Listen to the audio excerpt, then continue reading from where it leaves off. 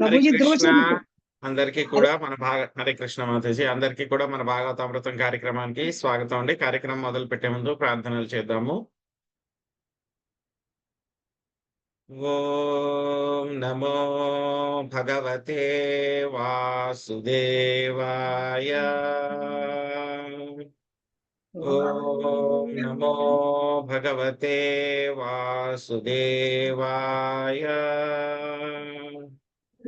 ఓం నమో భగవతే వాసుదేవాయ. నారాయణం నమస్కృత్య నరం చైవ నరోత్తమం దేవీం సరస్వతిం వ్యాసం తతో జయముదీరయేత్. శృణ్వతాం స్వకదా కృష్ణ పుణ్యశ్రవణ కీర్తన హృదయంతస్థో హి అభద్రాణి విదునోతి సుహృత్సతాం. నష్టప్రాయేషు అభద్రేషు నిత్యం భాగవత సేవయా భగవతి ఉత్తమ శ్లోకే భక్తిర్భవతి నైష్టికీ. ఓం అజ్ఞానతిమిరాంధస్య జ్ఞానాంజనాశలాకయా చక్షురున్మిలితం యేన తస్మై శ్రీ గురవే నమః. శ్రీచైతన్యమనోభీష్టం స్థాపితం యేన భూతలే స్వయం రూపా కదా మహ్యం దదాతి స్వపదాంతికం. వందేహం శ్రీగురు శ్రీయుతాపదకమలం శ్రీగురున్ వైష్ణవాంశ శ్రీరూపం సాగ్రజాతం సహగణా రఘునాథాన్వితం తాం సజీవం సాద్వైతం సావధూతం పరిజనా సహితం కృష్ణ చైతన్య దేవం శ్రీరాధా కృష్ణ పాదాన్ సహగణా లలితా శ్రీ విశాఖాన్వితాంశ. హే కృష్ణ కరుణా సింధో దీనబంధో జగత్పతే గోపేశ గోపికా కాంత రాధాకాంత నమోస్తుతే. తప్త కాంచన గౌరాంగీ రాధే వృందావనేశ్వరీ వృషభానుసుతే దేవి ప్రణమామి హరిప్రియే. వాంఛాకల్పతరుభ్యశ్చ కృపా సింధుభ్య ఏవ చ పతితానాం పావనేభ్యో వైష్ణవేభ్యో నమో నమః. జయ శ్రీ కృష్ణ చైతన్య ప్రభు నిత్యానంద శ్రీ అద్వైత గదాధర శ్రీవాసాది గౌర భక్త వృంద. హరే కృష్ణ కృష్ణ కృష్ణ హరే హరే హరే రామ రామ రామ హరే హరే.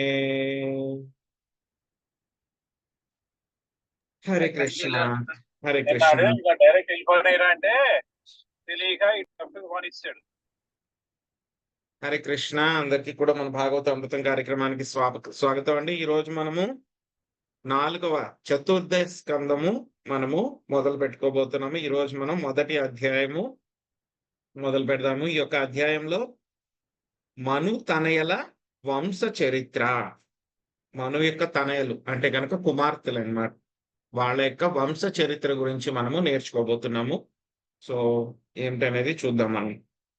మైత్రేయం వాచ మనోస్తు శతరూపాయ తిస్ర కన్యాస్త జగ్నిరే అకూతిర్దేవహూతిశ్చ ప్రసూతిరితి విశ్రుతాః. శ్రీ మైత్రేయుడు పలికెను, స్వయంభూ మనువు తన భార్యయగు శతరూప వలన 3 పుత్రికలను పడసెను. అకూతి, దేవహూతి, ప్రసూతి యనునవి వారి నామములు. రత్నకుమారి మాతాజీ చదవండి. హరే కృష్ణ ప్రభుజీ, దండవత్ ప్రణామం.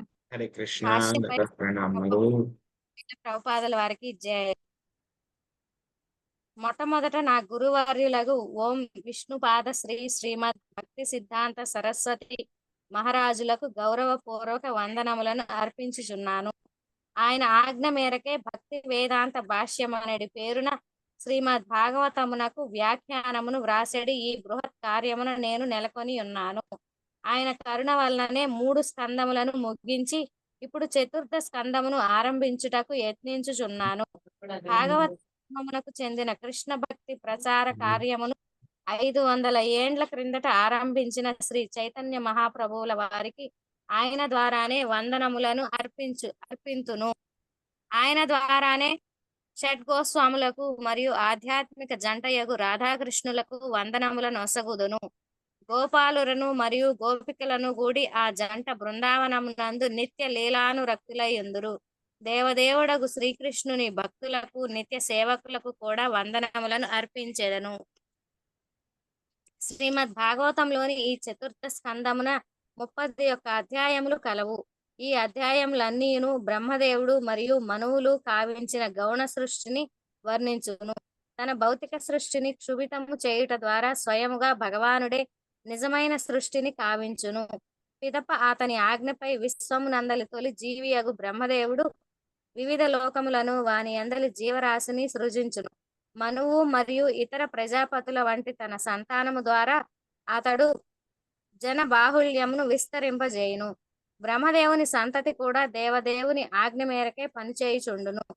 చతుర్థ స్కందములోని ఈ మొదటి అధ్యాయమున స్వయంభువ మనువు యొక్క 3 కుమార్తెలు మరియు వారి సంతతి వారి చరిత్ర వర్ణించబడినది.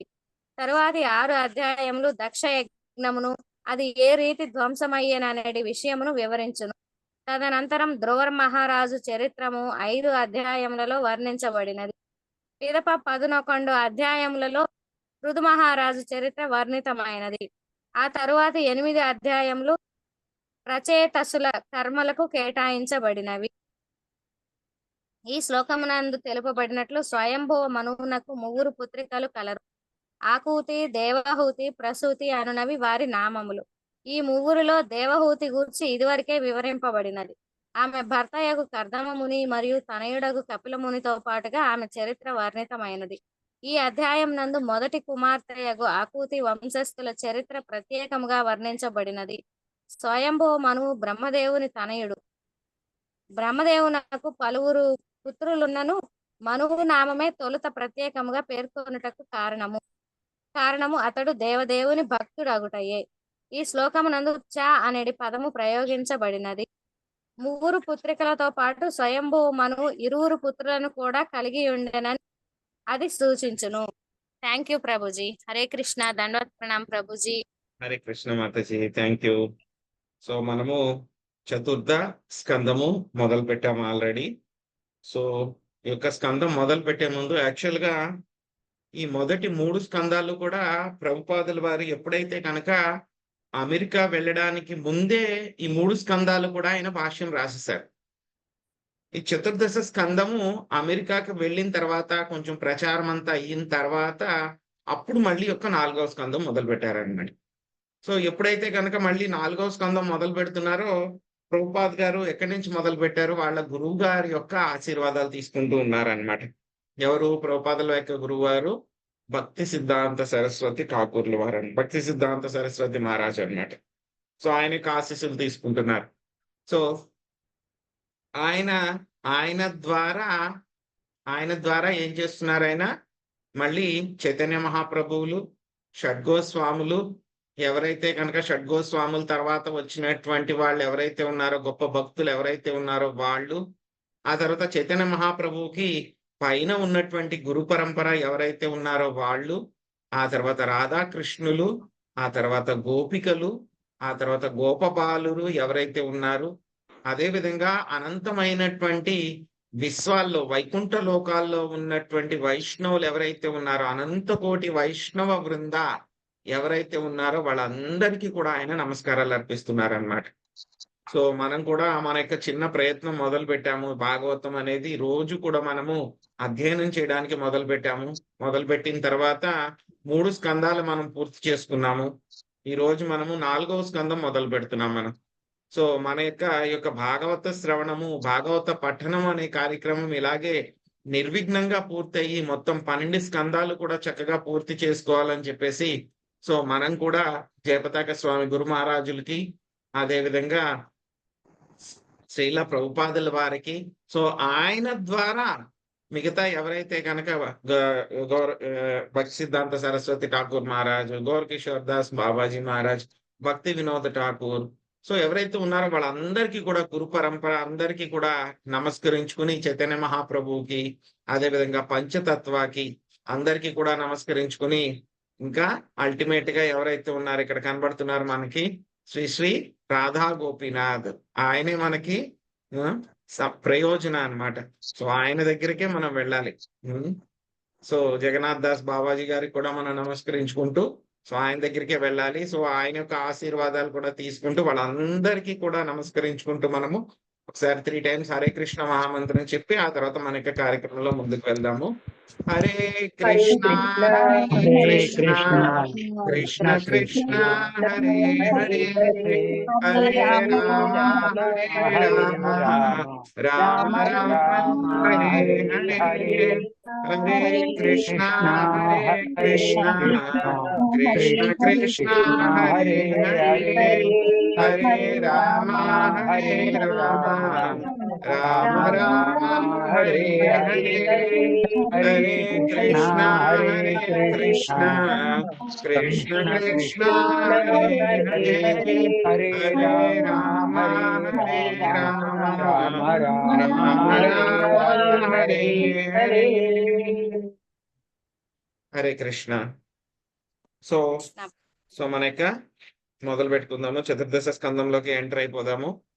సో మనము 3వ స్కందంలో ఏం నేర్చుకున్నాము అంటే కనుక మనము చివరిగా మనం నేర్చుకున్నది సో కపిల మహర్షి గురించి మనం నేర్చుకున్నాము. ఏ విధంగా అయితే కనుక దేవహూతి మాత ఆవిడ భగవత్ సాన్నిధ్యాన్ని ఏ విధంగా పొందగలిగింది అనేటువంటి విషయం మనం చక్కగా నేర్చుకున్నాం.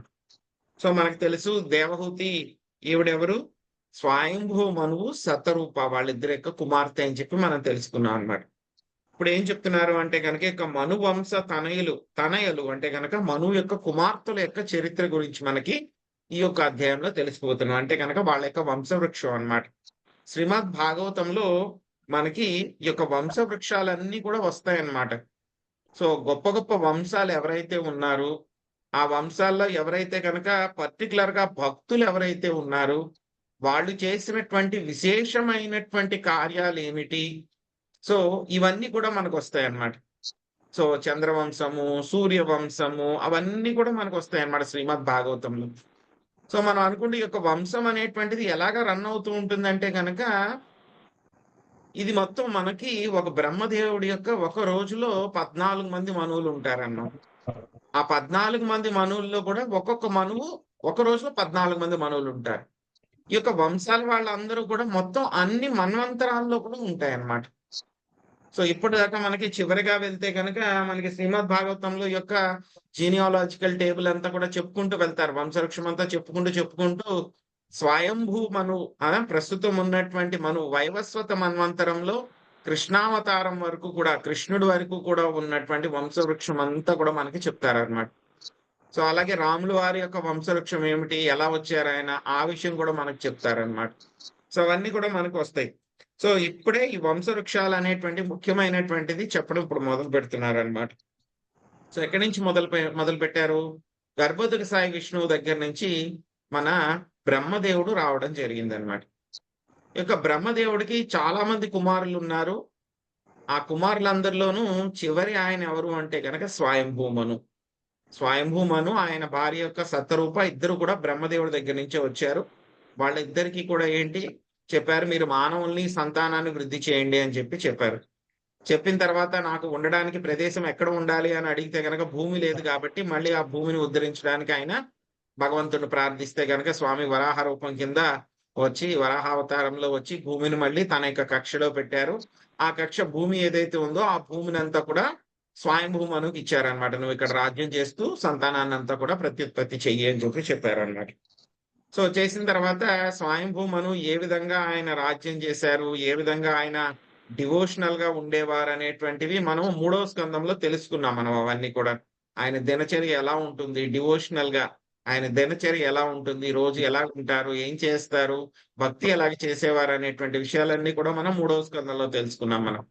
సో, ఈ యొక్క స్కందంలో స్వయంభూ మనువు యొక్క కుమార్తెల యొక్క వంశవృక్షం ఏమిటి అని చెప్పి చెప్తున్నారనమాట. ఇందులో మనకి మెయిన్‌గా వచ్చేవేంటంటే గనక మనకి 4వ స్కందంలోను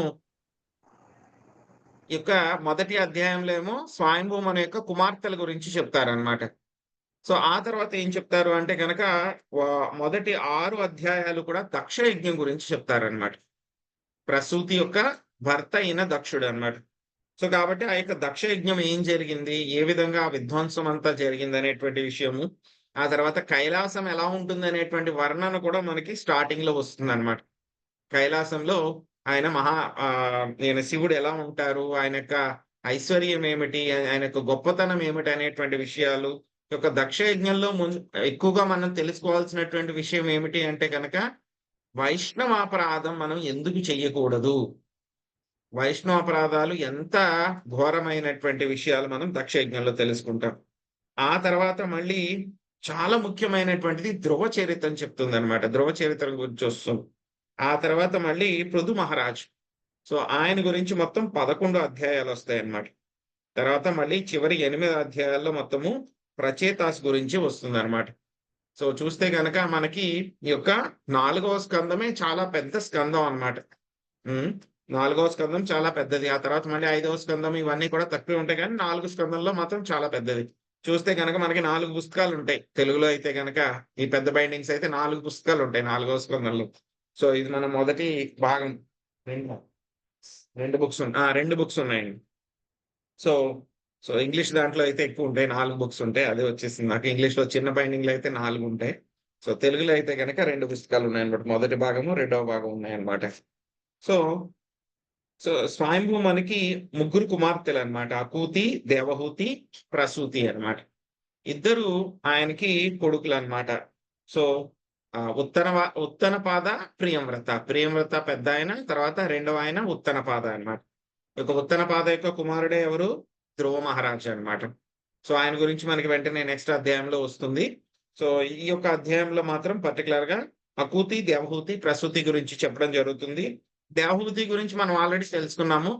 దేవహూతికి ఒకే ఒక కుమారుడు. దేవహూతికి కర్దమ్మునికి కపిల మహర్షి అన్నమాట. ఆ తర్వాత వాళ్ళ యొక్క వంశం ఏమీ లేదు. కంటిన్యూషన్ ఏమీ లేదన్నమాట. సో, ఇప్పుడు మనకేం చెప్తున్నారు అంటే గనక ఎందుకు బ్రహ్మదేవుడికి అంతమంది కుమారులున్నా సరే, ఎందుకు ముందు చెప్తున్నారు అంటే గనక, ఈ యొక్క మనువు కూడా ఏంటంటే గనక గొప్ప భక్తుడన్నమాట ఆయన కూడా. సో, అందుకని ఆయన యొక్క వంశం గురించి చెప్తున్నారన్నమాట. సో, ఇక అకూతి గురించి చెప్తారు. ఆవిడ గురించి ఏంటనేది విందాం. అకూతిం రుచయే ప్రాదా దపి భ్రాతృమతి నృపః పుత్రికా ధర్మమాశ్రిత్య సతరూపానుమోదితా. అకూతికి ఇరువురు సోదరులు కలరు. అయినప్పటికీ ఆమెకు జన్మించిన పుత్రుని తనకు పుత్రునిగా వసగవలనెను ఒప్పందముపై స్వయంభూ మనువు ఆమెను ప్రజాపతి రుచికి అర్పించెను. భార్యయగు సతరూపతో సంప్రదించి అతడు ఆ రీతి కొనర్చెను. శ్రీదేవి మాతాజీ చదవండి. హరే కృష్ణ ప్రభుజీ, దండవత్ ప్రణామాలు. హరే కృష్ణ. భాష్యం. పుత్రరహితుడగు వ్యక్తి కొన్ని మార్లు తన పుత్రిక యొక్క తనయుని దత్తతగా పొంది తన ఆస్తికి అతడు వారసుడిగా కావాలనడి ఒప్పందముపై ఆమెను వరుని కొసగుచుండెను. ఇదియే పుత్రికా ధర్మమని పిలువబడును. దీని భావం ఏమనగా, భార్య వలన పుత్రుడు కలగనప్పటికీ ధార్మిక అనుష్ఠానము ద్వారా మనుజుడు పుత్రుని పొందగలడు. కాని ఇచ్చట మనువు వైఖరి అసాధారణమైనదిగా మనకు కనపడుచున్నది. ఇరువురు పుత్రులను కలిగి ఉన్నప్పటికీ అతడు తొలిపుత్రుని తనకే పుత్రునిగా వసగవలెనని ఒప్పందముపై మొదటి కుమార్తెను ప్రజాపతి రుచికి వసగెను. దేవదేవుడు ఆకుతి గర్భమున జన్మింపనున్నాడని స్వయంభూ మనువు ఎరుగునని ఈ సందర్భమున శ్రీల విశ్వనాథ్ చక్రవర్తి ఠాగూర్లు వ్యాఖ్యానించిరి. కనుకనే ఇరువురు పుత్రులు కలిగి ఉన్నప్పటికీ ఆకుతి జన్మించిన పుత్రుని అతడు వాంఛించెను.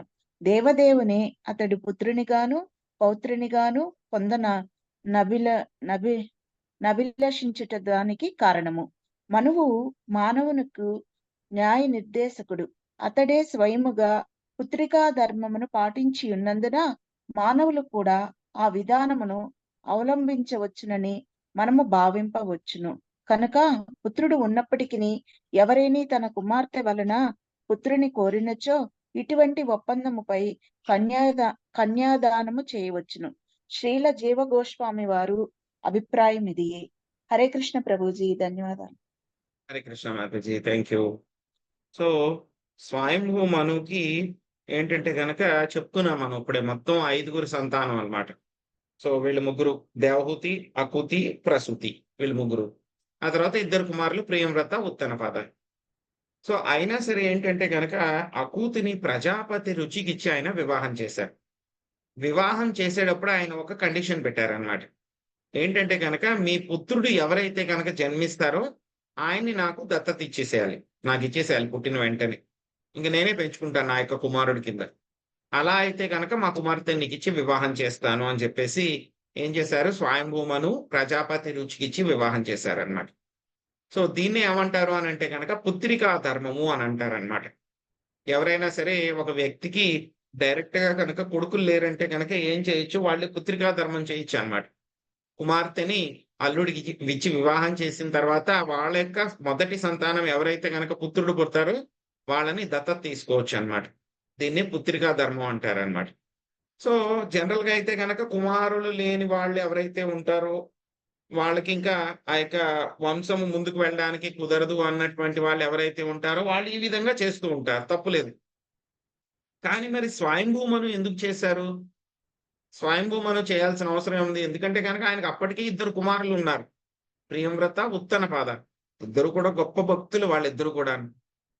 సో అయినా సరే మళ్ళీ ఆయన ఎందుకు ఈ విధంగా చేశారు అని అంటే కనుక యాక్చువల్ గా స్వయంభూమనుకి తెలుస్తుంది అనమాట. ఈ యొక్క అకూతికిను అదే విధంగా ప్రజాపతి రుచికి పుట్టేటువంటి సంతానం ఎవరైతే ఉంటారో ఆయన దేవదేవుని యొక్క అవతారము, ఆయనే వస్తున్నారు అని చెప్పి తెలుసు అనమాట. సో కాబట్టి న్యాచురల్ గా ఏంటంటే కనుక ఆయనకి ముందే ఇన్ఫర్మేషన్ తెలిసిపోయింది కాబట్టి ఆయన ఏం చేశాడు, నాకు ఆ యొక్క ఎవరైతే కనుక సంతానం పుడతారో ఆ సంతానం నాకే దత్తత ఇచ్చేయాలని చెప్పి చెప్పారనమాట. సో ఆ విధంగా స్వయంభూమనుకి ఏమైంది, అకూతి అదే విధంగా ప్రజాపతి రుచి దగ్గర నుంచి వాళ్ళ యొక్క కుమారుడిని ఆయన దత్తత తీసుకున్నారు కాబట్టి ఆయన కుమారుడు, అంటే భగవంతుడు ఆయనకి కుమారుడు అయ్యారు, పుత్రుడు అయ్యారు. ఆ తర్వాత మళ్ళీ దేవహూతి యొక్క కుమారుడు మళ్ళీ కపిల మహర్షి కాబట్టి ఆయన యొక్క మనవడు పౌత్రుడు అన్నమాట. పౌత్రుడు కూడా మళ్ళీ దేవదేవుడు అయ్యారనమాట. సో ఆయన యొక్క తండ్రి ఎవరు, ఆయన కూడా గర్భోదక సాయి విష్ణువు. సో అంత గొప్ప వ్యక్తి అనమాట ఆయన స్వయంభూమను అన్నమాట. సో అందుకే పుత్రికా ధర్మాన్ని పాటించి కుమారుడి కింద పొందాలి భగవంతుణ్ణి అని చెప్పి ఆయన ఈ విధంగా తీసుకోవడం జరిగిందనమాట. ప్రజాపతి స భగవాన్ రుచిస్త్యామజీజనా మిథునం బ్రహ్మ వర్చస్వి పరమేణ సమాధినా. బ్రహ్మవర్చస్సు కలవాడును ప్రజాపతులలో ఒకడును అగు రుచి తన భార్య అకూతి వలన ఒక పుత్రుని మరియు పుత్రికను బడసెను. శాంతకుమారి మాతాజీ చదవండి.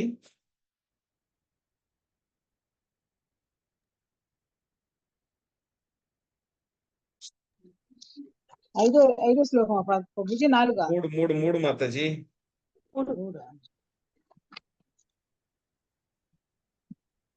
ఇచ్చట బ్రహ్మవర్షి అను పదము ప్రధానమైనది. బ్రాహ్మణుడైన రుచి బ్రాహ్మణ ధర్మం నిష్టగా పాటించు. భగవద్గీత ఎందుకు చెప్పినట్టు ఇంద్రియ నిగ్రహము, మనోనిగ్రహము, అంతర్భోచుచిత్యము, భౌతిక ఆధ్యాత్మిక జ్ఞానాభివృద్ధి, సరళత్వము, సత్యసంధత, దేవుని శ్రద్ధ మొదలగునవి బ్రాహ్మణ లక్షణం.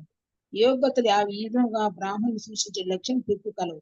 రుచి బ్రాహ్మణ నియమాలన్నింటినీ విధిగా పాటించు అవగతమవుతున్నది. కనుకనే అతడు ప్రత్యేకముగా బ్రహ్మ వర్షస్వి అని పేర్కొనబడినాడు.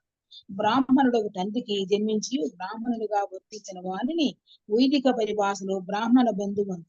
అట్టివాడు శూద్రుడు స్త్రీల స్థాయిలో జమ కట్టబడను.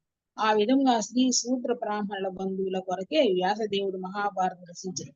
శ్రీమద్ భాగవతం మనము గాంచిది. స్త్రీ అనగా స్త్రీ జాతి ఈ జాతి శూద్రులనగా అనాగరిత హీన మానవ జాతి, బ్రాహ్మణ బంధువులనగా బ్రాహ్మణ వంశం జన్మించిన ఈ విధి నియమములను శ్రద్ధగా పాటింపవారిని భావం. ఈ 3 తరగతుల వారు అల్పజ్ఞులని పిలువబడుతుంది. వేదవాచ్యమునందు వారికి అవకాశం లేదు. అయ్యేది కేవలం బ్రాహ్మణత్వమును పొందిన వారికి ప్రత్యేకంగా ఉద్దేశించబడింది. ఈ నిర్బంధము గుణముపై యోగ్యత ఆధారపడి విధింపబడినది, కానీ ఎటువంటి శాఖ భేదంపై జాతి భేదంపై ఆధారపడి కాదు. బ్రాహ్మణత్యము వృద్ధి చేసుకున్నది ఎవ్వరికి నీ ఏదవాద్యము అవగతము కాదు. కనుకనే బ్రాహ్మణత్యం లేని వారు మరి ప్రామాణిక గురువు ఆధ్వర్యమున అభ్యాసము నందని వారు శ్రీమద్ భాగవతము మరి పురాణము వంటి వేదవాద్యమును వ్యాఖ్యానించటం నిత్యముగా శోచనీయం. అట్టి వారు ఈ ఆ వాద్యమును యొక్క నిజమైన సందేశమును తెలియజేయలేకపోతే దానికి కారణం ప్రజాపతి రుచి పరమ శ్రేష్ఠుడు బ్రాహ్మణుడుగా పరిగణింపబడి కనుకనే అతడు ఇచ్చట బ్రహ్మ వర్షస్వి పూర్ణ బ్రాహ్మణత్వము కలిగిన వాడని పేర్కొనబడినది.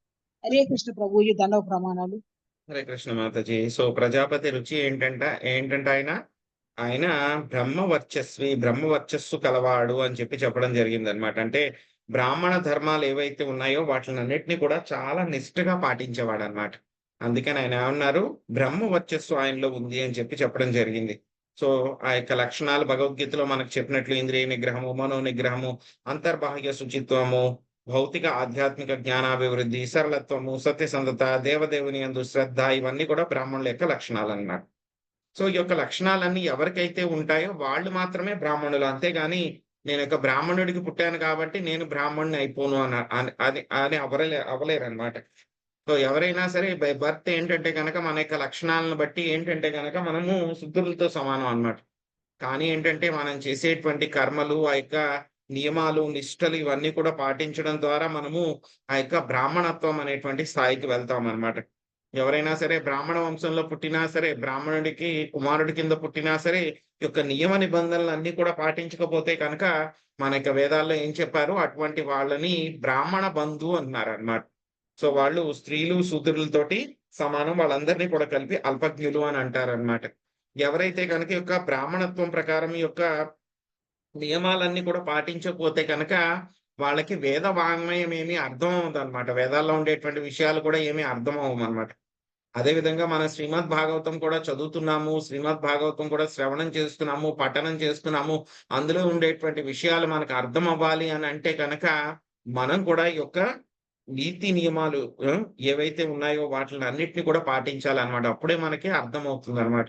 హరే కృష్ణ మహామంత్రం జపించడము, ప్రతిరోజు మంగళారతికి లేవడము, అదే విధంగా సో మనం ఏదైతే ఉందో మన యొక్క నియమాలు ఏవైతే ఉన్నాయో 4 నియమాలు మనకి, వాటిని మనము చేయకూడనటువంటివి 4, చేయవలసింది 1. సో మాంసభక్షణం చేయకూడదు, వ్యభిచారం చేయకూడదు, జూదం ఆడకూడదు, మత్తు పదార్థాలు, టీ కాఫీలు ఇవన్నీ కూడా తీసుకోకూడదు. సో ప్రభుపాద్ గారు ఎందుకు పెట్టారు ఇవన్నీ కూడాను? పెట్టాల్సిన అవసరం ఏముంది? ప్రభుపాద్ గారిని అప్పుడు శిష్యులు స్టార్టింగ్ లో అడిగారు అన్నమాట, ప్రభుపాద్ గారు మీరు పెట్టే నియమాలు చాలా కష్టంగా ఉన్నాయి, కనీసం టీ కాఫీ అయినా ఇవ్వనివ్వండి. ఎందుకంటే కనుక అక్కడ విదేశాల్లో ఏంటంటే చాలా చలి ప్రదేశాలు, చల్లగా ఉంటుంది అక్కడ. సో అక్కడ మామూలుగా ఇక మందు పుచ్చుకోవడం అనేటువంటిది చాలా కామన్ అన్నమాట. మనం ఎలా అయితే కనుక ఇక్కడ ఇండియాలో టీ కాఫీలు తాగుతామో అక్కడ అందరూ కూడా కూర్చుని, చిన్నవాళ్ళు పెద్దవాళ్ళు అందరూ కూర్చుని మందు తాగుతూ ఉంటారు వాళ్ళందరూ కూడా. సో అక్కడ చాలా కామన్. అటువంటి ప్రదేశాల్లో మీరు ఇది కూడా కనీసం టీ కూడా తాగకూడదు అంటున్నారంటే కనుక ఎవరు తీసుకుంటారండి మనకి అంటే కనుక ప్రభుపాద్ గారు నథింగ్ డూయింగ్ ఇవన్నీ చేయాలన్నారు. ఎందుకు అలా చెప్పారు అని అంటే కనుక ప్రభుపాద్ గారు ఈ యొక్క నియమాలు ఏవైతే ఉన్నాయో 4 పాటిస్తూ హరే కృష్ణ మహామంత్రం చేస్తూ ఉంటే కనుక ఏమవుతాయంటే కనుక మెల్లగా మనకి యొక్క బ్రాహ్మణుల యొక్క లక్షణాలన్నీ కూడా వస్తాయి అన్నమాట. మనకు తెలియకుండానే వస్తాయి. అప్పుడే మనకి ఒక భగవద్గీత గాని, శ్రీమద్ భాగవతం గాని మనకు అర్థం అవడం మొదలవుతాయి. లేకపోతే కనుక మనం ఎంత ప్రయత్నించినా సరే, నాకు ఇంగ్లీష్ వచ్చు కదా అని చెప్పేసి ఎవరైనా సరే కూర్చుని, తెలుగు వచ్చు కదా, నేను సంస్కృతం వచ్చు కదా అని చెప్పి నేను కూర్చుని శ్రీమద్ భాగవతం చదివేసుకుంటా నాకు తెలిసిపోతుంది, లేకపోతే భగవద్గీత చదివేసుకుంటా తెలిసిపోతుంది అంటే కనుక తెలియదు. వాళ్ళు చదవచ్చు, పేజీలు తిప్పొచ్చు, బట్ వాళ్ళకి అందులో ఉన్నటువంటి ఆ మీనింగ్ ఏదైతే ఉందో, గూఢ అర్థం ఏదైతే ఉందో, ఆ కన్క్లూషన్ ఏదైతే ఉందో దానికి ఎప్పటికీ కూడా వాళ్ళు వెళ్ళలేరు అన్నమాట. ఎవరు వెళ్ళగలరు?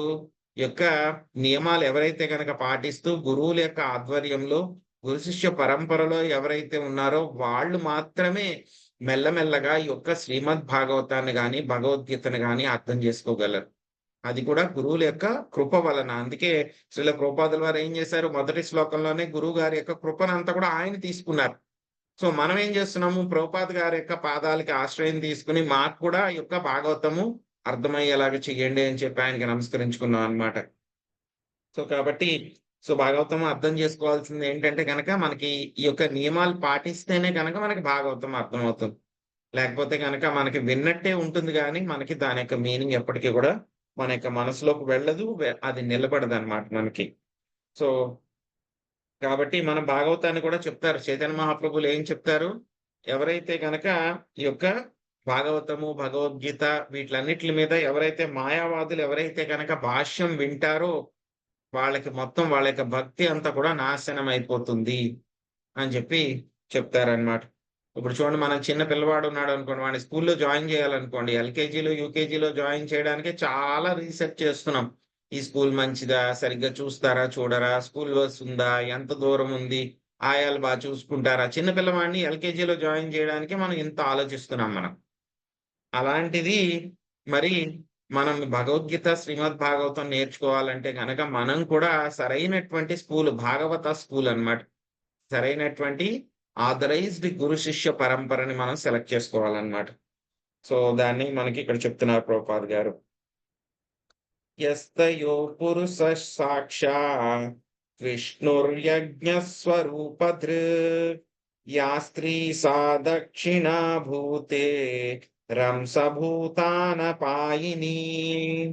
అకూతికి జన్మించిన ఇరువురు సంతానములో మొగ శిశువు సాక్షాత్తుగా దేవదేవుని అవతారమే. అతని నామము యజ్ఞుడు, విష్ణు భగవానుని యొక్క మరొక నామము. ఆడ శిశువు లక్ష్మీదేవి, విష్ణు పత్ని యొక్క పాక్షిక అవతారము. చందనమాతజీ చదవండి. హరికృష్ణ. హరే కృష్ణ ప్రభుజీ, దండవత్ ప్రణామాలు.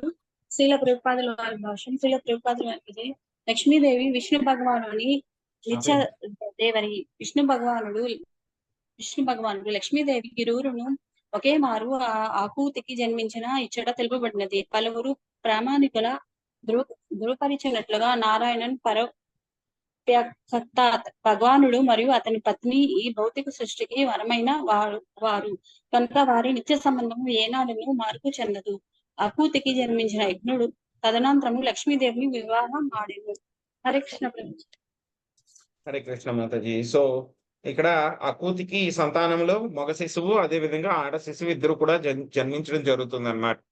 సో ఆ మగ శిశువు ఎవరు, యజ్ఞ అనేటువంటి ఆయన అన్నమాట. ఆయన విష్ణు భగవానుడి యొక్క అవతారం అన్నమాట ఆయన. సో ఆడ శిశువు ఎవరు, ఆవిడ లక్ష్మీదేవి అన్నమాట. సో లక్ష్మీదేవి ఎప్పుడు కూడాను విష్ణు భగవాను వదిలిపెట్టి ఆవిడ ఎప్పుడు కూడా ఉండదు అనమాట, ఎప్పుడు కూడా ఆయనతో పాటే ఉంటుంది. సో కానీ వాళ్ళిద్దరూ కూడా ఎవరు, అకూతికే జన్మించారు అనమాట. సో కానీ ఏంటంటే కనుక వాళ్ళు అకూతికే జన్మించినా సరే వాళ్ళిద్దరి మధ్య ఉన్నటువంటి సంబంధం ఏమిటి, ఆధ్యాత్మికమైనటువంటి సంబంధము. వాళ్ళ భౌతిక ప్రపంచానికి సంబంధించినటువంటి వాళ్ళు కారన్నమాట. సో కాబట్టి వాళ్ళ యొక్క సంబంధంలో ఎటువంటి మార్పు కూడా ఉండదు. ఆనిన్యే స్వగృహం పుత్ర్యా పుత్రం వితతరోచిషం స్వయం భూవో ముదాయుక్తో రుజిచ్చాగ్రహ దక్షిణాం. యజ్ఞుడనే నామము కలిగిన ఆ సుందరుడకు బాలుని స్వయంభూ మనువు పరమానందముతో ఇంటికి తెచ్చుకొనెను. అతని అల్లుడకు రుచి కుమార్తెను దక్షిణను తన చెంతననే ఉంచుకొనెను. శాంతి మాతాజీ చదవండి. హరే కృష్ణ. కృష్ణ కృపామూర్తి శ్రీల ప్రభుపాదుల వారి భాష్యం. ప్రభుపాదికి జై. తన కుమార్తెకు అకూతి పుత్రునకు మరియు పుత్రికకు జన్మలొసగుట్టను గాంచి స్వయంభూ మనువు మిగుల ముద్దముందెను. జన్మించిన ఒక్క పుత్రుని తాను తీసుకుపోనున్నాడు. ఆ కారణమున అల్లుడగు రుచి బాధపడునేమోనని అతడు వెరుగు చెందెను. కనుకనే పుత్రునితో పాటుగా పుత్రిక కూడా జన్మించడని వినినప్పుడు అతడు మిక్కిలి ఆనందించెను. తన వచనము ప్రకారము రుచి మగ సంతానమును స్వయంభూ మనువుకు ఇచ్చివేసి దక్షిణ నామక కుమార్తెను తన చెంతనే ఉంచుకొన నిశ్చయించుకొనెను. విష్ణు భగవాన్ నామముల్లో యజ్ఞుడు అనున్నది ఒకటి. అతడు వేదపతి అగుట దానికి కారణము. యజ్ఞుడనడి నామము యజుషాంపతి సర్వయజ్ఞపతి అనడి పదము నుండి వచ్చినది. యజుర్వేదమునందు అనేక విధములైన యజ్ఞ విధులు కలవు. అట్టి యజ్ఞములన్నింటికి విష్ణు భగవానుడే బహుక్త. కనుకనే భగవద్గీత 3వ అధ్యాయం 9వ శ్లోకం యందు యజ్ఞార్థ కర్మణ అని చెప్పబడినది. అనగా మనుషుడు కర్మను నుంచియే తీరవలెను. కానీ అతడు ఆ విద్యుక్త ధర్మములను కేవలము యజ్ఞుని విష్ణువు కొరకే నిర్వహింపవలెను. మనుషుడు ఆ రీతి భగవత్ ప్రీత్యర్థము కర్మను అనుసరించినచో లేదా భక్తి యోగమును నెలకొననిచో ఆ కర్మఫలము అనుభవింపవలసి వచ్చును. ఆ కర్మఫలములు శుభమే కావచ్చును లేదా అశుభమే కావచ్చును. కర్మలు భగవద్ ఇచ్ఛతో జతకూడనిచో కృష్ణ భక్తి భావనలో పనిచేయనిచో కర్మఫలములకు మనమే బాధ్యత వహింపవలసి వచ్చును. ప్రతి కర్మకు ఒక ఫలముండును. కానీ కర్మలను యజ్ఞుని కొరకు నిర్వహించనిచో కర్మ ఫలం ఉండదు. కనుక మనుషుడు యజ్ఞుని దేవదేవుడు కొరకై కర్మనొనరించినచో బహుబంధమును చిక్కుబడడు. ఏలైనా వేదములు మరియు వైదికానుష్ఠానములు దేవదేవుడకు శ్రీకృష్ణుని అవగతము చేసుకొనుటకే ఉద్దేశింపబడినవని వేదములందును భగవద్గీతము యందును పేర్కొనబడినది. అనగా ఆది నుండి మనుషుడు కృష్ణ భక్తి భావన ఎందే కర్మ చేయుటకు యత్నించవలెను. అదియే అతనిని కర్మ ఫలము నుండి విముక్తిని చేయును. థ్యాంక్ యూ ప్రభుజీ. హరే కృష్ణ. దండోత్పడ. హరే కృష్ణ మాతాజీ, థ్యాంక్ యూ. సో ఈ యొక్క యజ్ఞుడు అదే విధంగా దక్షిణ అనేటువంటి కుమార్తె ఇద్దరు కూడా ఒకేసారి అకూతికి జన్మించడం జరిగిందనమాట. సో ఎప్పుడైతే కనుక స్వయంభూ మను ఈ విషయాన్ని విన్నారో, కుమారుడు కుమార్తె ఒకేసారి జన్మించారు ఈయనకి అకూతికి అని చెప్పి తెలిసింది, ఆయన చాలా సంతోషపడ్డారు అనమాట. ఎందుకంటే కనుక పుత్రికా ధర్మం ప్రకారం ఆయన ఏం చేశారు, ఆ ప్రామిస్ అయితే తీసేసుకున్నారు ఆయన. కానీ అనుకుంటున్నారు అనమాట, నా అల్లుడైనటువంటి యొక్క రుచికి మళ్ళీ ఆయన కోపం వస్తుందేమో, ఒకే ఒక బిడ్డ పుడుతున్నాడు, అది కూడా మగబిడ్డ పుడుతున్నాడు, మొదటి సంతానాన్ని నేను తీసుకెళ్లిపోతాను అంటే అగ్రిమెంట్ అయినా సరే మళ్ళీ తీసుకెళ్లిపోతే ఆయన కోపం వస్తుందేమో అని చెప్పి కొంచెం ఆయనకి లోపల ఎక్కడ సంకోచం ఉందన్నమాట. ఎప్పుడైతే కనుక కుమార్తె కుమారుడు ఇద్దరు పుట్టారు అని అనగానే ఆయన ఓకే పర్వాలేదులే, నేను ఒకళ్ళని తీసుకొచ్చుకున్నా సరే మళ్ళీ ఇంకోళ్ళు ఆయన దగ్గర ఉంటారు కాబట్టి ఆయన అంత ఫీల్ అవ్వడలే అని చెప్పేసి, ఎప్పుడైతే కనుక కుమారుడు పుట్టాడు అని చెప్పి తెలిసిన వెంటనే వెళ్ళి చాలా సంతోషంగా ఆయన యజ్ఞ అనేటువంటి ఆయన కృష్ణ భగవానుడి యొక్క అవతారాన్ని ఆయన వెళ్ళి తీసుకొచ్చేసుకున్నారు అనమాట. సో ఆ తర్వాత ఏమవుతుంది, మనం చెప్పుకునే యొక్క దక్షిణ అనేటువంటి ఆవిడ్ని మళ్ళీ యొక్క యజ్ఞకి ఇచ్చి వివాహం చేస్తారనమాట. సో ఈ యొక్క యజ్ఞ అనేటువంటి ఆయన ఏంటంటే కనుక విష్ణు భగవానుడి యొక్క అవతారము. సో ఆయన కోసమే మనం యజ్ఞాలన్నీ కూడా చేస్తూ ఉన్నాం అనమాట. భగవద్గీతలో కూడా మనం చెప్పుకున్నాం 3.9లో యజ్ఞార్థాత్ కర్మణోన్యత్ర లోకోయం కర్మ బంధన అని చెప్పుకున్నాం మనం. సో ఆ తర్వాత విద్యుక్త ధర్మాలన్నీ కూడా మనము ఈ యొక్క విష్ణువు కోసమే చేయాలి.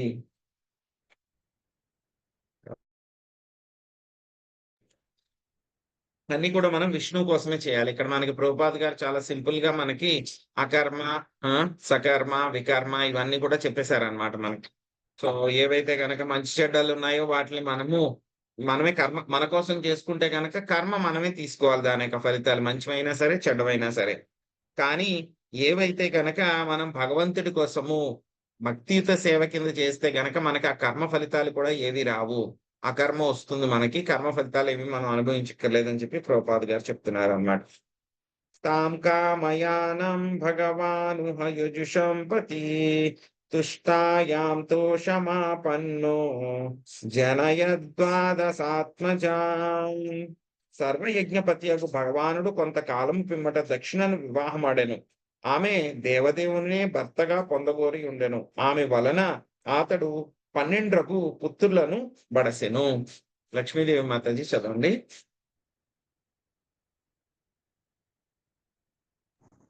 హరే కృష్ణ ప్రభుజీ, దండవత్ ప్రణామాలు. హరే కృష్ణ. భాష్యము. ఆదర్శనీయులకు దంపతులను లక్ష్మీనారాయణులను పిలుచుట పరిపాటి. వారిని విష్ణువుతోనూ లక్ష్మీదేవితోనూ పోలి. ఏలయన లక్ష్మీనారాయణులు భార్య భర్త శాశ్వత సుఖమునందు నెలకొని ఉందరు.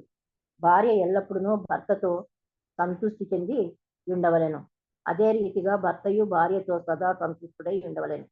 భార్యాభర్తలు ఒకరితోనొకరు సంతృష్టి చెందినచో లక్ష్మీదేవి అప్రయత్నముగా అర్జించునని చాణక్య శ్లోకము.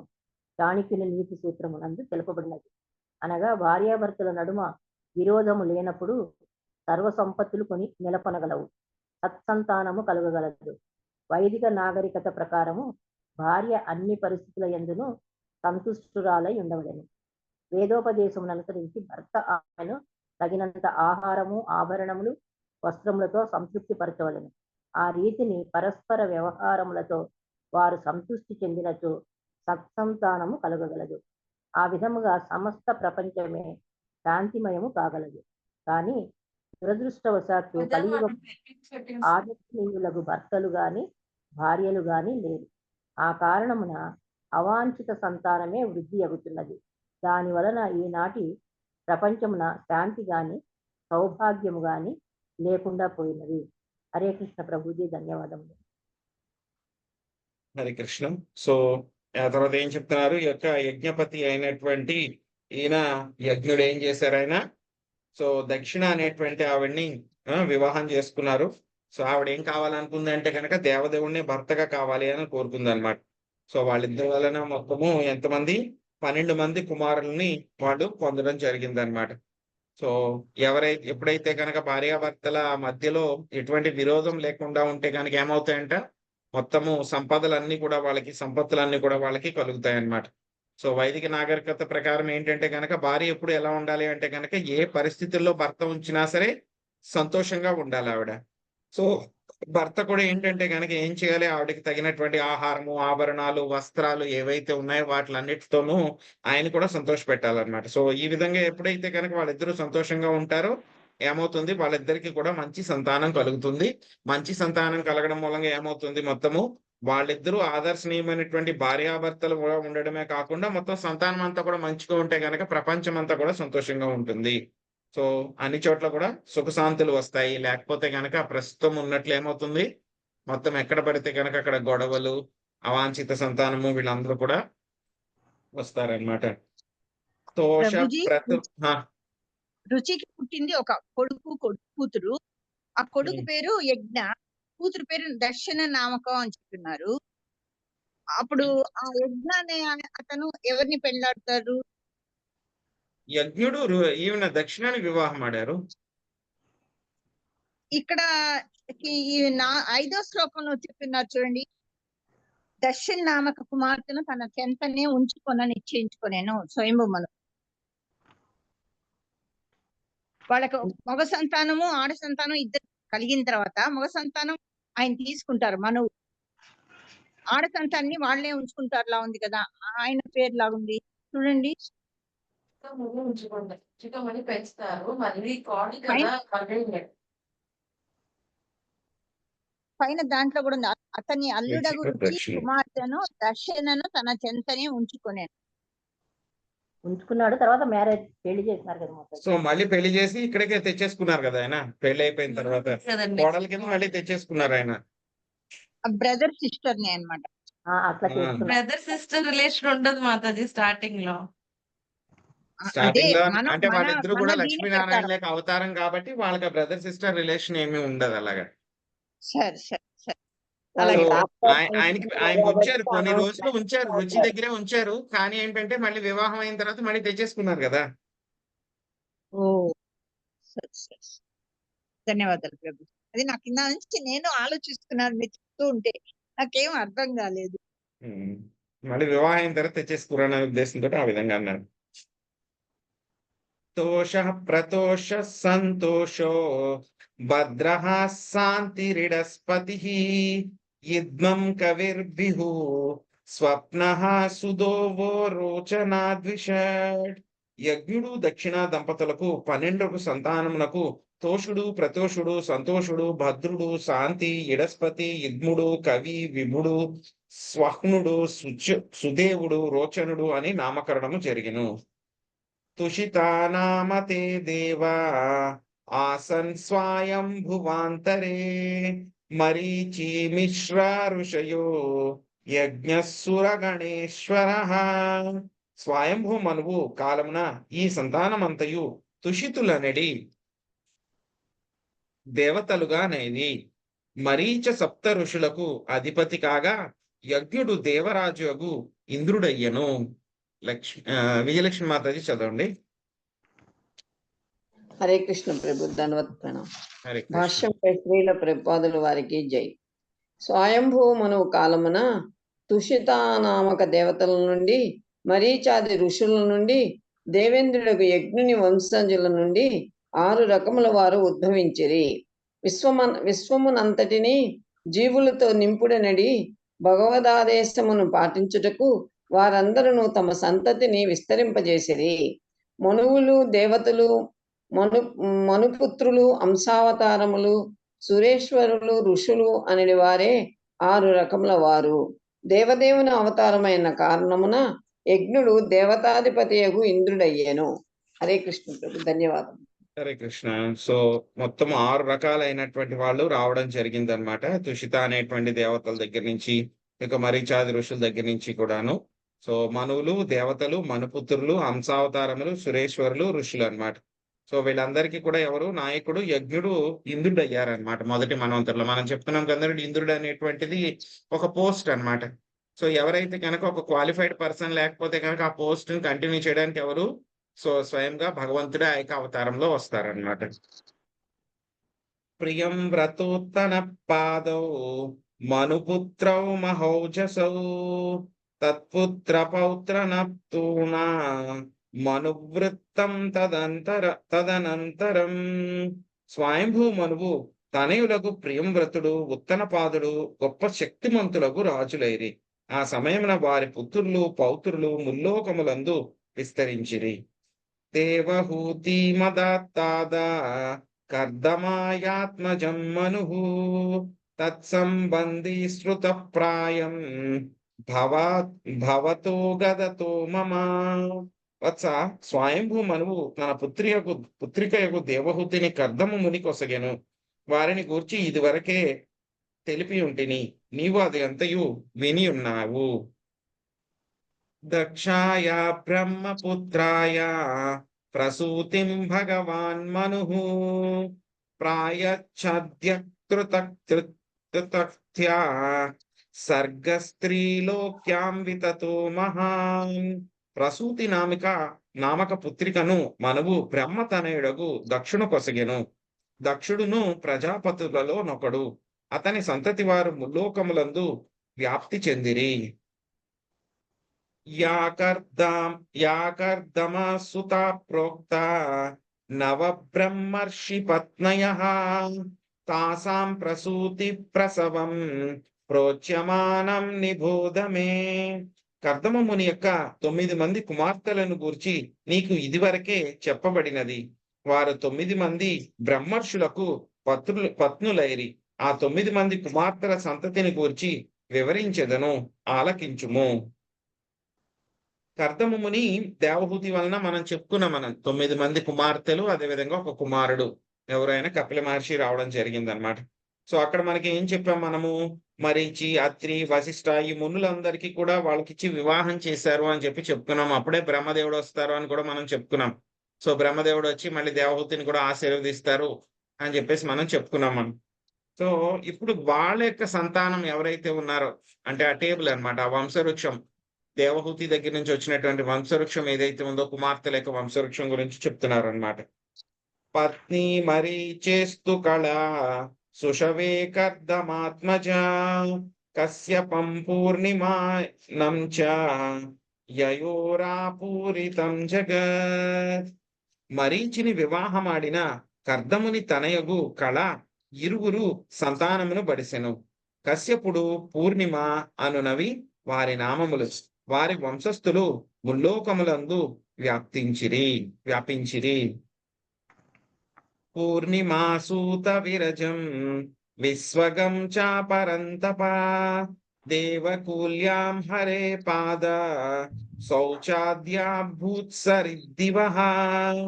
విదురా, కశ్యపుడు మరియు పూర్ణిమ అను ఇరువురు పుత్రులలో పూర్ణిమ అనువాడు విరజుడు, విశ్వగుడు, దేవకూల్య అనడి సంతానమును బడిసెను. ఈ ముగ్గురిలో దేవకూల్య అనేది శ్రీహరి పాద పద్మములను కడిగిన జలమై ఉన్నది. అదియే తదనంతరము ఉన్నత లోకములకు చెందిన గంగా నదిగా మారెను. లక్ష్మీ నాగేశ్వరి మాతాజీ చదవండి. మరుచి ఎవరికి హరే కృష్ణ ప్రభుజీ. మరుచి ఎవరికి ప్రభుజీ మాతాజీ చదవండి, ఒక్క నిమిషం మళ్ళీ చర్చించుకుందాం. లక్ష్మీ మాతాజీ చదవండి. కశ్యకుడు మరియు పూర్ణిమ అను వారిలో పూర్ణిమ అను వారి వంశస్థులను గూర్చి ఇచ్చట వివరించబడినది. వారి విస్తృతమగు వర్ణము షష్టమ స్కందమున వసుగబడినది. గంగానది దేవతుల్య అధిష్టాన దేవత అని కూడా ఇచ్చట తెలుపవచ్చుచున్నది. ఆ నది స్వర్గలోకము నుండి ఈ లోకమునకు దిగి వచ్చినదనేది శ్రీహరి పాదపద్మములు కడిగిన కారణమున అది పరమ పవిత్రమైనదిగా భావించబడును. హరే కృష్ణ ప్రభు. హరే కృష్ణ. సో దయచేసి మన క్వశ్చన్స్ ఏమైనా ఉంటే కనుక లాస్ట్ లో తీసుకుందామండి. సో మధ్యలో కుదిరినంత వరకు కూడా అవాయిడ్ చేయండి అడగడానికి. సో మనం కంటిన్యూ చేద్దాము. సో ఇక మొదటి కుమార్తె ఎవరు? ఆవిడ పేరు కళ అన్నమాట. ఈ కళను ఎవరికిచ్చి వివాహం చేశారు? మరీచికిచ్చి వివాహం చేశారన్నమాట. ఈ మరీచి అదే విధంగా కళ, వీళ్ళిద్దరికీ కూడా ఇద్దరు కుమారులు పుట్టడం జరిగిందనమాట. కశ్యప, అదే విధంగా పూర్ణిమ. ఈ పూర్ణిమ అనేటువంటి ఆయనకి మళ్ళీ ఇద్దరు కుమారులు పుట్టారనమాట. విరజ, విశ్వగ, దేవకుల్య, ముగ్గురు అన్నమాట. ఇద్దరు కుమారులు, ఒక కుమార్తె అన్నమాట. సో కశ్యపుడు, అదేవిధంగా కళ, మరీచి, వీళ్ళిద్దరికీ కూడా కశ్యపుడు, పూర్ణిమ యొక్క సంతానం మళ్ళీ ముగ్గురున్నారు. ఇద్దరు కుమారులు, ఒక కుమార్తె విరజ, విశ్వగ, కుమార్తె పేరు దేవకుల్య అన్నమాట. సో ఆవిడ ఏమవుతుంది? తర్వాత గంగాదేవి అవుతుంది అన్నమాట. సో విష్ణుమూర్తి యొక్క పాదాలను కడిగి ఆవిడ గంగాదేవి అవుతుంది అన్నమాట. తర్వాత అనసూయ, అత్రి, వాళ్ళ సంతానం గురించి చెప్పుకుంటాం మనం. అత్రే పత్న్యన్ననసూయ త్రింజజ్ఞే సుయసత్సుతాన్ దత్తం దూర్వాససం సోమా మాత్నే సా బ్రహ్మ సంభవాన్.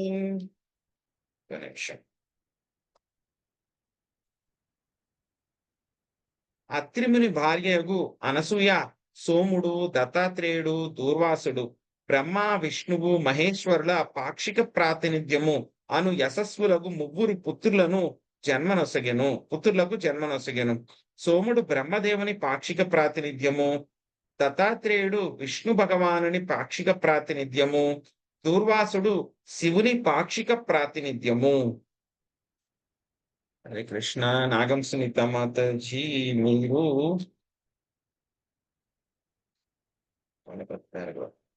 నాగం సునీత మాతాజీ చదవండి. హరే కృష్ణ ప్రభుజీ, ప్రణామాలు. ఇది ఎన్నో క్యాంటు ప్రభు? మూడోదేనా మేడం? 4వ క్యాంటో మాతాజీ, 4వ స్కందం మొదలు పెట్టుకున్నాం. మొదటి అధ్యాయము, ఇప్పుడు 15వ శ్లోకంలో ఉన్నాము. సరే ప్రభు. హరే కృష్ణ. హరే కృష్ణ ప్రభుజీ, దండవత్ ప్రణామం. మాతాజీ మీరు మొదటి పారాగ్రాఫ్ చదవండి. సారీ మాతాజీ మీరు మొదటి పారాగ్రాఫ్ చదవండి. శశికళ మాతాజీ మీరు రెండో పారాగ్రాఫ్ చదవండి. ఓకే.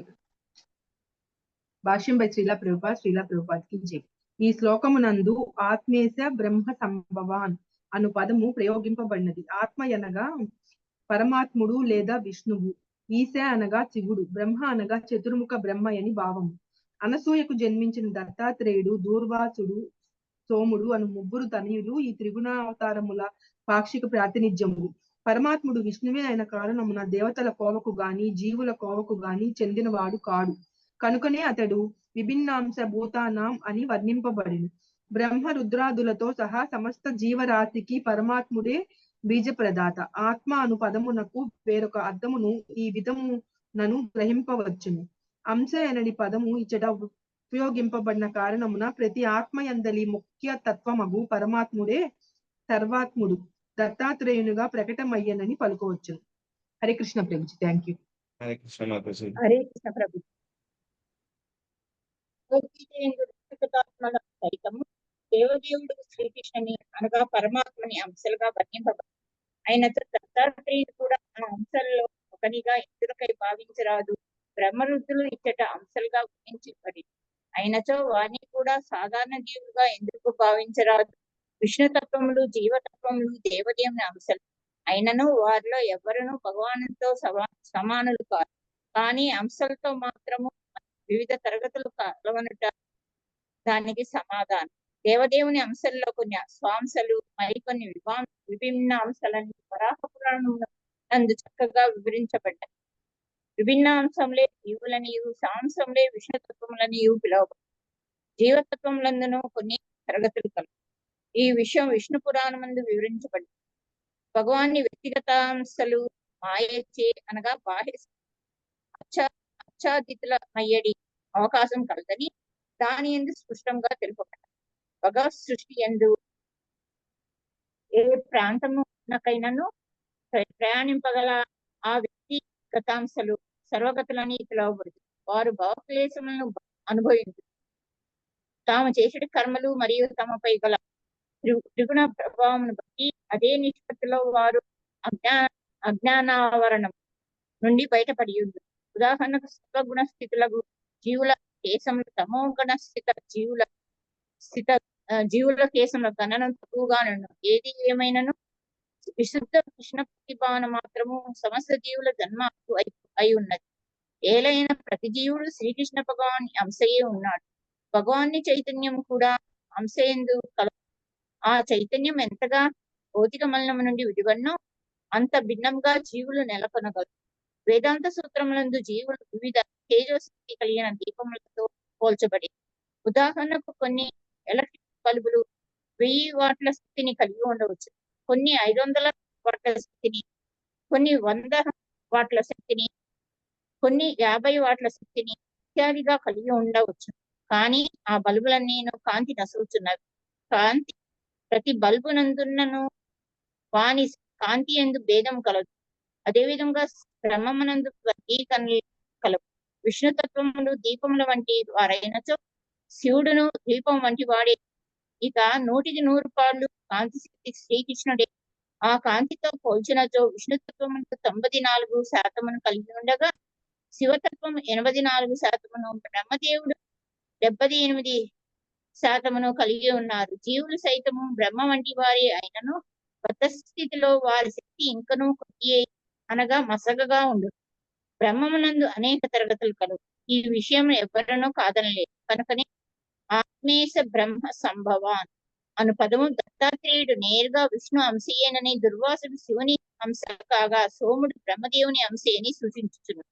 హరే కృష్ణ ప్రభుజీ, ధన్యవాదాలు. హరే కృష్ణ మాతాజీ. సో ఈ యొక్క మనందరికీ కూడా తెలుసు, అత్రిముని అనసూయ వాళ్ళకి మొత్తం 3 కుమారులు కలుగుతారనమాట.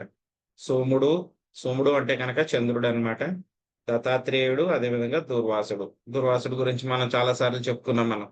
సో ఈ దుర్వాసుడు ఏంటంటే కనుక అంబరీష్ మహారాజ్కి అపరాధం చేస్తారు, ఆయన చంపడానికి ప్రయత్నిస్తే కనుక. సో అప్పుడు సుదర్శన చక్రం ఎప్పుడైతే కనుక ఆయన అటాక్ చేయడానికి వస్తుంది, అప్పుడు మళ్ళీ ఆయన అన్ని లోకాలు కూడా తిరిగి, కైలాసము అన్ని కూడా తిరిగి వైకుంఠ లోకాలకు వెళ్ళినా సరే ఆయన చెప్తారు. మళ్ళీ అల్టిమేట్ గా ఏం చేస్తారు, ఆయన అంబరీష్ మహారాజ్ యొక్క ఆశ్రయం తీసుకున్న తర్వాత ఆయన రక్షించబడతారు అనమాట.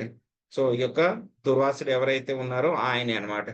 ఆయన యొక్క అత్రి అనసూయ వాళ్ళ యొక్క కుమారుడు అనమాట. సో అదే విధంగా ఈ యొక్క చంద్రుడు మనం చెప్పుకుంటా కదండి, సోముడు అనమాట ఆయన. సో ఆయన కూడా ఈ యొక్క అత్రి అనసూయ యొక్క కుమారుడు అనమాట.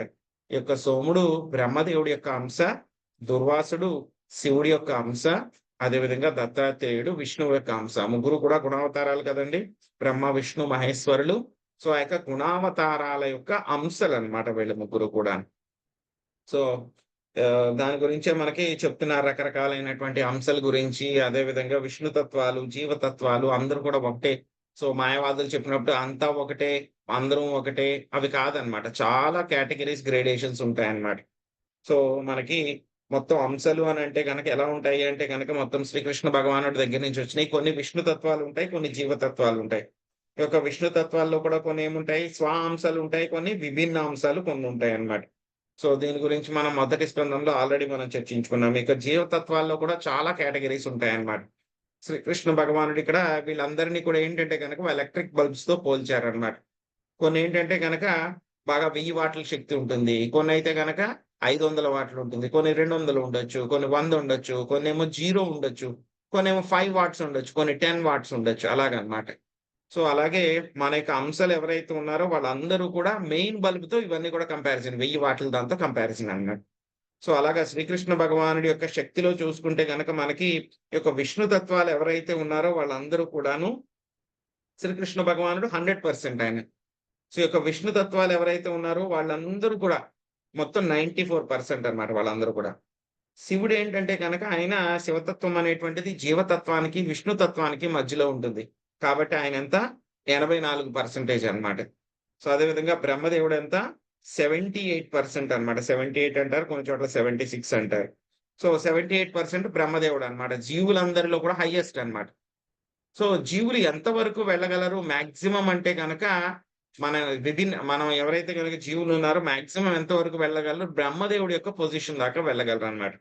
అంటే శ్రీకృష్ణ భగవానుడి యొక్క టోటల్ శక్తిలో ఎంతవరకు వెళ్ళగలరు వాళ్ళు 78% దాకా వెళ్ళగలరు అన్నమాట. దీన్ని దాటి ఎవ్వరు కూడా ముందుకు వెళ్ళలేరు. మాక్సిమం మనం 78 దాకా వెళ్ళగలం అంతే, అది హైయెస్ట్. సో ఈవెన్ జీవుడైతే కనుక ఈ యొక్క శివతత్వానికి కూడా వెళ్ళలేడు. ఇంకా విష్ణుతత్వం అంటే కనుక ఇంకా చెప్పనే లేదన్నమాట. సో కాబట్టి ఇక శివతత్వం ఏంటి, ఆయన విష్ణుతత్వానికి జీవతత్వానికి మధ్యలో అన్నమాట ఆయన. సో కాబట్టి ఇక దత్తాత్రేయుడు ఏంటి, ఆయన విష్ణువు యొక్క అంశ, దుర్వాసుడు ఏంటంటే కనుక శివుడి యొక్క అంశ, సోముడు ఏమేంటంటే కనుక బ్రహ్మదేవుడి యొక్క అంశ అన్నమాట. సో తర్వాత మళ్ళీ విదురుడు ఇక్కడ ప్రశ్న వేస్తారనమాట. సో ఏ విధంగా జరిగింది, సో వాళ్ళిద్దరికీ కూడా అత్రిముని యొక్క సంతానం ఏ విధంగా కలిగారు, సో అత్రి అనసూయ ఏ విధంగా తపస్సు చేశారు అనేటువంటి విషయాలు మనకి తర్వాత వస్తాయి. వాటి గురించి మనము రేపు తెలుసుకుందామండి. హరే కృష్ణ. ఎవరికైనా ఏమైనా ప్రశ్నలు ఉన్నాయా?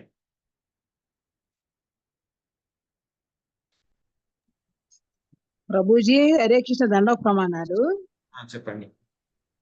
నేను కొంచెం 5 o'clock వేయలేను మాత ప్రభుజీ, నాకు కొంచెం షుగర్ హెల్త్ బాగోదు. ఒక 7 గంటల కీర్తన చేసుకొని పూజ చేస్తాను ప్రభుజీ, పర్వాలేదా?